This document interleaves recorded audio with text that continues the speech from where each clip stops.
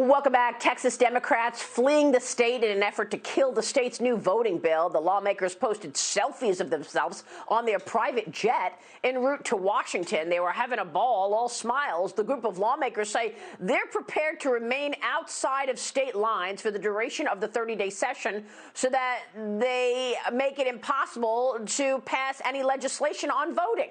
Texas Governor Greg Abbott says those lawmakers who fled will face arrest when they get back to Texas, calling their behavior, quote, un-Texan. Joining me right now is Texas Congresswoman and member of the House Small Business and Transportation and Infrastructure Committees, Beth Van Duyne. And Congresswoman, it's great to have you this morning. Thanks for being here. Your reaction to see your colleagues jump on a private jet out of there? The reaction's frustration. I mean, I'm looking at them surrendering Texas to D.C. In our election integrity or election laws because they don't want to do their job. It's incredibly frustrating that they'd rather choose tyranny over local control. The state of Texas is responsible for coming up with our election laws. If you talk to voters in this state, they will tell you they have concerns. They're actually very thankful that the legislators have taken it up this session, that they are looking at ways of improving, especially after the last year when so many questions came up. Our election laws, our elections are the bedrock of our democracy, and we want to make sure that people have trust in them.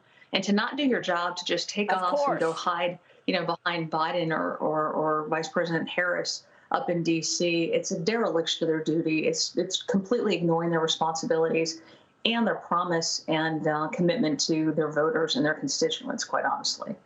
So, Congresswoman, what we really want are the nuts and bolts about this voting legislation. Explain to us what is in this package so that people can better understand what you're trying to do in Texas. Because, with all of the commentary and the opinions, it's hard to get to the actual nuts and bolts of what you're doing.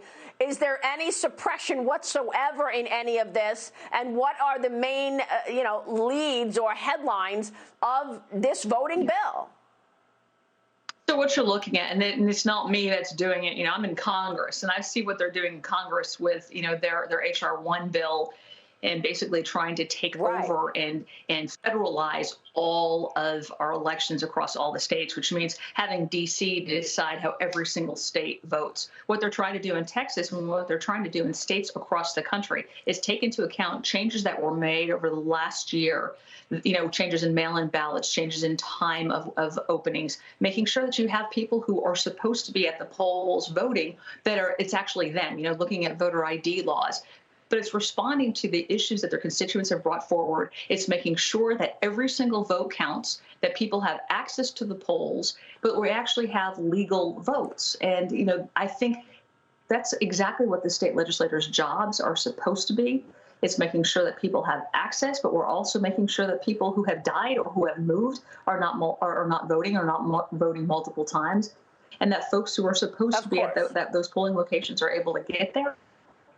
But we're not double counting votes, and we're making sure that they are legitimate. And it is a voting process that people have trust in. And it's all about integrity in our votes and making sure each vote counts.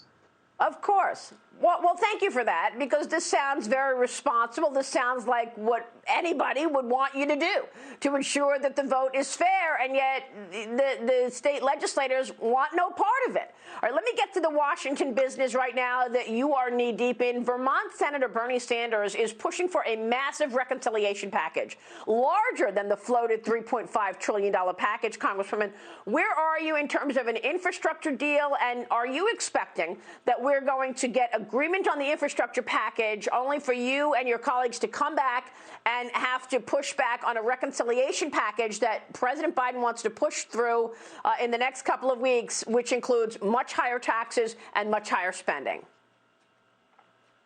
In a time when we're trying to come out of a pandemic and open the economy back up, but this is the exact opposite that we should be doing right now. You're talking about massive increases in our corporate tax rates, massive increases in capital gains, massive inflation. Look at you can see some areas in the country where gas has more than doubled in price. You can look at lumber. It has gone up 300, 500%. Meat, everything is going up right now. Everybody's feeling that pain. At the same time, my Democrats on the other side of the aisle just don't seem to understand understand that we can't take on this massive debt. The problem with the transportation bill is it's not geared toward transportation. It's not geared toward infrastructure. It's not building roads. It's actually preventing new roads from being built. It's not looking at crumbling bridges and fixing those. It's trying to socially re-engineer our country. The problem with that is we have to have our infrastructure. It has to be maintained. It has to be built as this country is growing to make us globally competitive. And it's ignoring the infrastructure right now that has deferred maintenance on it. Those problems will still be around even if the Democrats are able to pass their $3 trillion bill. The only thing you're going to see is more crumbling roads, more crumbling bridges, and infrastructure that still needs improvement. But you're going to see massive inflation. You're going to see massive debt that we just can't take on. We need to prioritize. I think, looking at Republicans, we have offered a number of different plans. We're looking at solutions. We're looking at ways of being open up the economy, looking at jobs, looking at infrastructure seriously.